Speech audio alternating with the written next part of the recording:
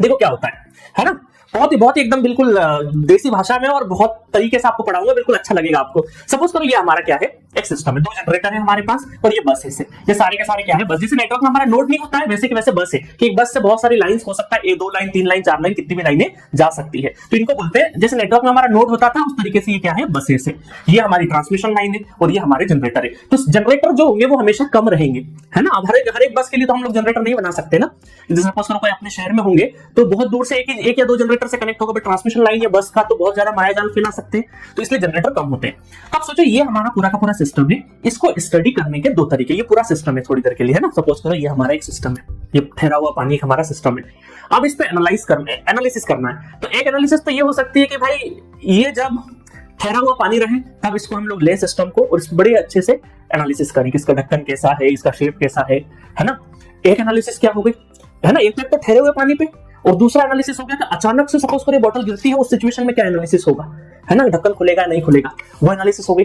तो हम ये बोल सकते हैं कहीं ना कहीं एक शॉर्ट समरी टाइप में कि भाई एक तो हम चाह रहे हैं कि नॉर्मल सिचुएशन में एक स्टडी करना चाह रहे हैं सिस्टम के ऊपर, और एक करना चाह रहे हैं एबनॉर्मल सिचुएशन में।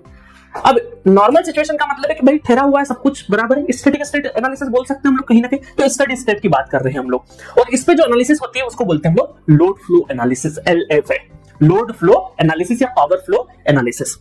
अब इसके लिए क्या होगा, इस सिस्टम का हमें क्या करना पड़ेगा, नेटवर्क बनाना पड़ेगा। नेटवर्क के बाद हमें क्या करना पड़ेगा, मॉडलिंग करनी पड़ेगी। मॉडलिंग के बाद हम क्या करेंगे, एडमिटेंस मॉडल में कन्वर्ट करेंगे। एडमिटेंस मॉडल में क्यों कन्वर्ट करेंगे, क्योंकि लोड फ्लो सॉल्यूशन के लिए एडमिटेंस हमारे लिए ज्यादा अच्छा होता है, ठीक है। और उसके बाद हम लोग एडमिटेंस मॉडल से वाइबस मैट्रिक्स बनाएंगे। वाइबस मैट्रिक्स से हम लोग क्या करेंगे, स्टैटिक लोड फ्लो इक्वेशंस लिखेंगे। उन इक्वेशंस को हम क्या करेंगे, सॉल्व करेंगे। देखो वाइबस मैट्रिक्स में जो इक्वेशंस होती है, वाइबस मैट्रिक्स में जो इक्वेशंस होती है वो तो लीनियर इक्वेशंस होती है, बट जब हमें, क्योंकि वहां करंट और वोल्टेज से नहीं, हमें पावर से मतलब होता है, हम पावर के फॉर्म में इक्वेशंस चाहते हैं, एक्टिव पावर रिएक्टिव पावर के फॉर्म में। तो जब एक्टिव पावर रिएक्टिव पावर के फॉर्म में जब इक्वेशन बनती है ना, उसमें ट्रिग्नोमेट्रिक कॉस वगैरह आ जाता है, कॉस या साइन, तो इस कारण वो सारी इक्वेशन क्या बन जाती है, नॉन लीनियर इक्वेशन बन जाती है। क्योंकि बहुत सारे स्टूडेंट को मिसकंसेप्शन होता है कि ये जो वाइबस मैट्रिक्स में सर ये तो लीनियर इक्वेशन है, इनसे वोल्टेज और करंट ही हम लोग निकाल सकते हैं और कहीं ना कहीं करंट निकाल सकते हैं। बट हमें एक्चुअल सिस्टम में क्या होता है कि बस वगैरह पे बात करते हैं तो पावर के फॉर्म में बात करते हैं, करंट हमारे पास नोन नहीं रहता है, पावर के फॉर्म में बात करते हैं। और पावर ये जो इक्वेशंस डिराइव होती है बाद में जाके, वो एक्टिव और रिएक्टिव पावर के फॉर्म में होती है, जो कि नॉन लीनियर कहलाती है। इसीलिए नॉन लीनियर इक्वेशन को सॉल्व करना आसान नहीं, उसके लिए लगते हैं न्यूमेरिकल मेथड। न्यूमेरिकल मेथड का मतलब है